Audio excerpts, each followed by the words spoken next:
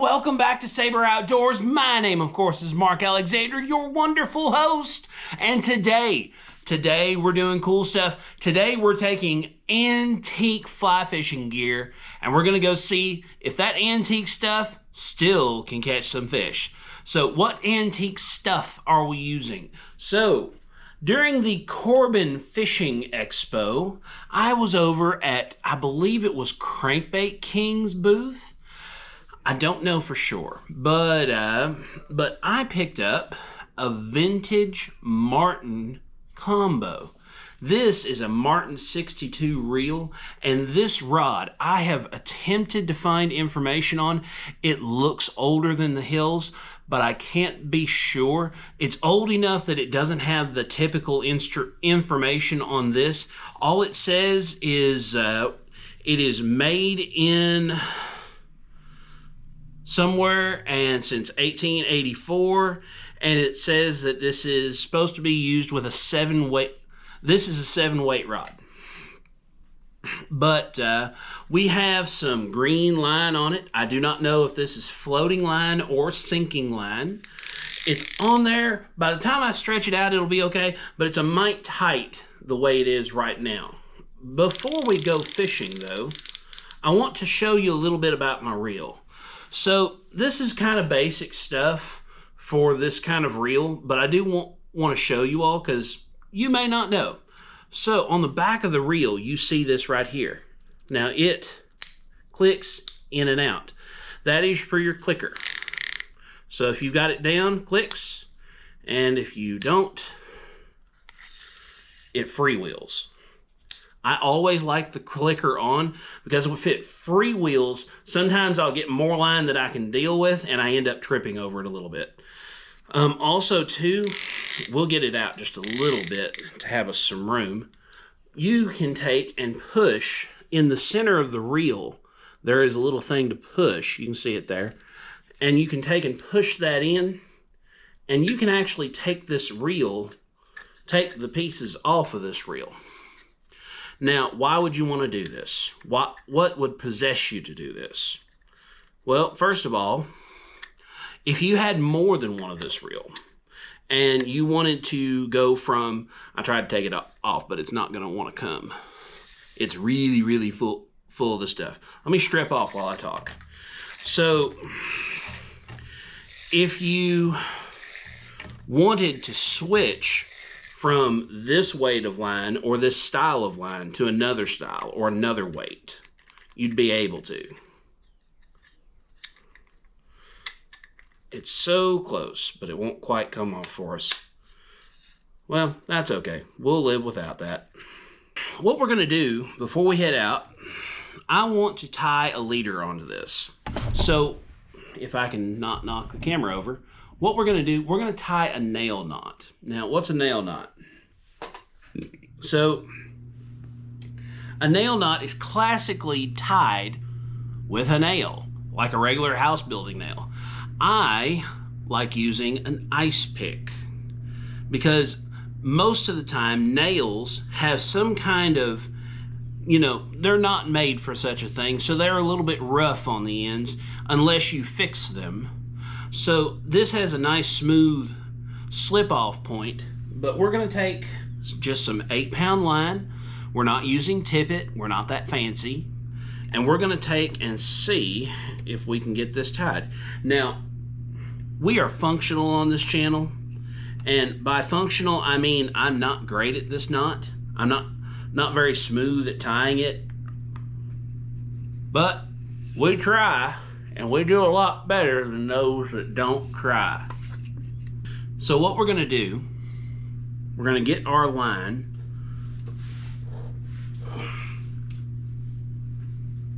and you don't have to do this, of course. You can thread this later, but I'm gonna go ahead and thread this through this first eyelet just to give me a little bit of something other than me holding it up from the floor.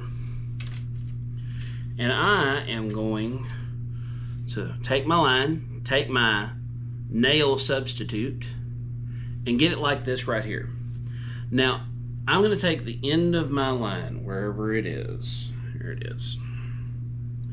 Now, I'm going to take the end of my line and double it over. And I'm going to lay that along the edge of this knot here with the curly Q pointing that way. So the long part of the line and the end are both pointing towards the end of my line. And what I'm going to do, I'm going to wrap that over. I wrap it 6-7 times. And then I take and get that all bunched up. Get it all bunched up on your thing.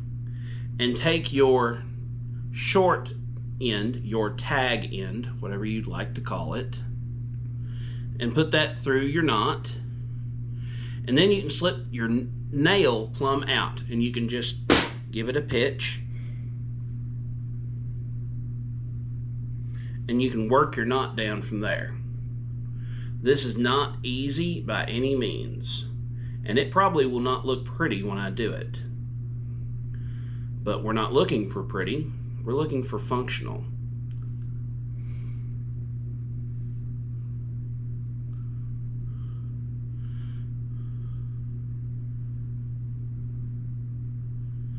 But we're going to work that knot down, cinch it down and all the stuff until we get it relatively close. And we can pull either end really good and tight. Or bite it in two.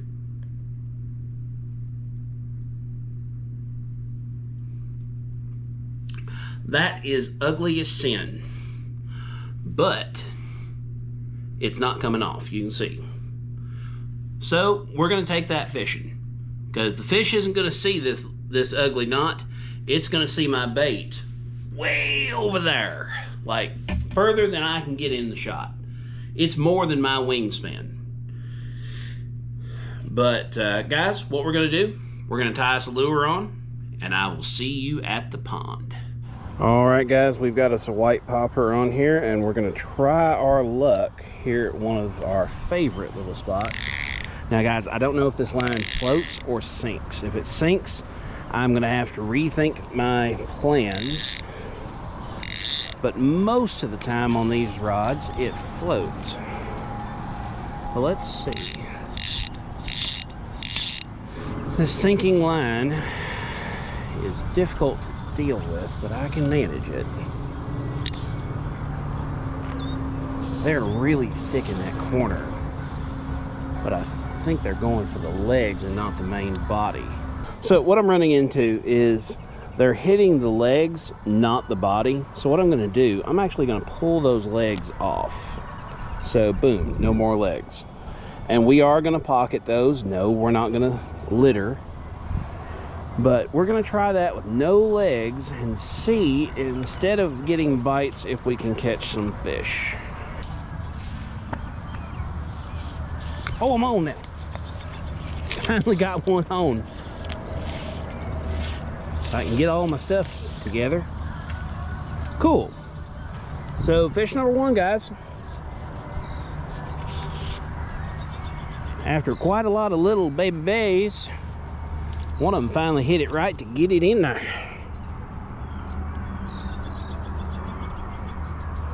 Get that mess off of my line.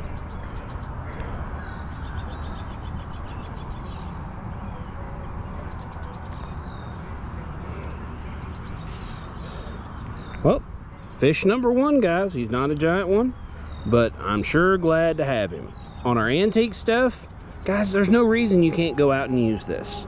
It's not perfect, but it is functional.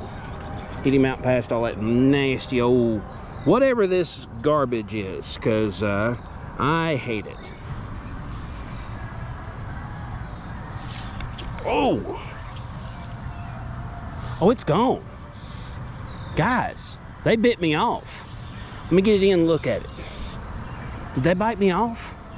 Yeah, I got my line. Let's see if it broke off or bit off. Nope, she broke off. I can see where I put the line in. So guys, Guess I'm gonna go put me on another popper. Be right back. All right, guys, we're back over here now. We've got us a foam spider on, and this is one that I've cut the legs extra short on. So we're gonna try it out and see if I can get into some more fish in this corner. They're churning the water. There's so many of them over there. So surely one of them will be big enough and dumb enough to bite this lure. Guys, we're gonna come back to this another day because I keep making knots with this line that's here. It's not a very good line, and it's sinking line, which I don't like. So I'm gonna replace this line, and I'm gonna come back and see you all another day. All right, guys, so we're here. It's day 2, and the only reason that my face is currently in front of your face is because we have changed not only our line, but we changed reels as well. I was using a Martin 62. This is a Martin 61. It doesn't have that removable spool like the other one did. That's really the only big difference. It still clicks, it still doesn't click. It's basically the exact same reel, but even older. So I thought that it would be appropriate to throw this on. That way I don't have line everywhere. That's mostly what I was trying to avoid. But guys, let's get our setup back in the water and see if we can catch anything. All right, guys, let's see how this thing does with floating line. I got a sneaky suspicion it will do better. Just about has no choice but to do better.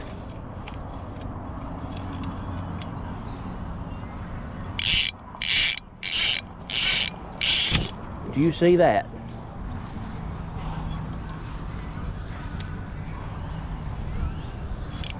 Got him. That's nice bluegill too.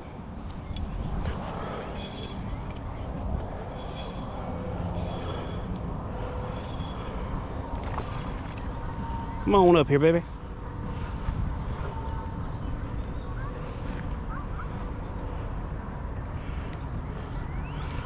Well, guys, old stuff works just fine, it seems. I'm a little out of practice, but that's not the fault of the equipment. Let's get us a picture for the gram. By the way, if you're not on the gram, why are you not on the gram?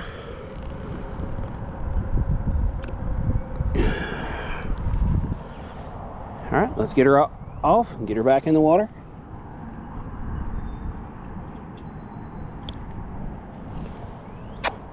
Bye. There you go. Get all this muck off of the end of my rod where he drug me through it. And there we are. Got my fly somewhat back together. Let's get it back in the water here. All right, guys, we're at spot 2. Still got our setup. Gonna start working it, see if we can catch one.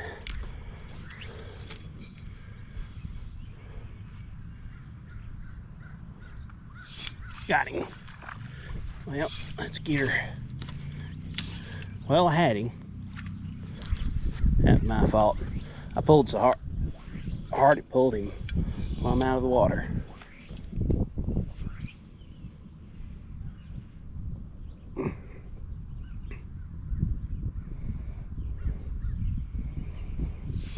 Got him. I'm not gonna horse this one like I did the first one. He's digging in that old mess. Yeah, we're gonna get him in. All right, guys. We got him in. Number 2 for the day. There he is. He's upside down because I can't do no better. Bye. A nice fish too. But guys, let's get our thing cleaned up. As soon as I do, I'll get back in there.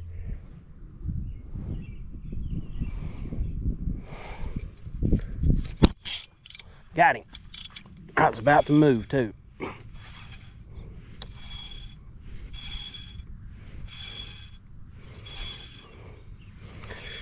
I saw blow up over yonder, and I was about to move. Pitch you on the ground for a minute. All right, guys, third bluegill for the day. We loves them. Gone.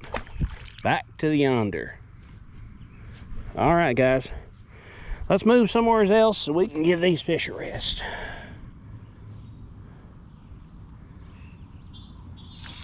Got that.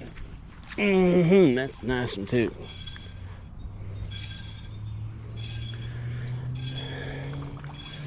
This is so much easier when they fight.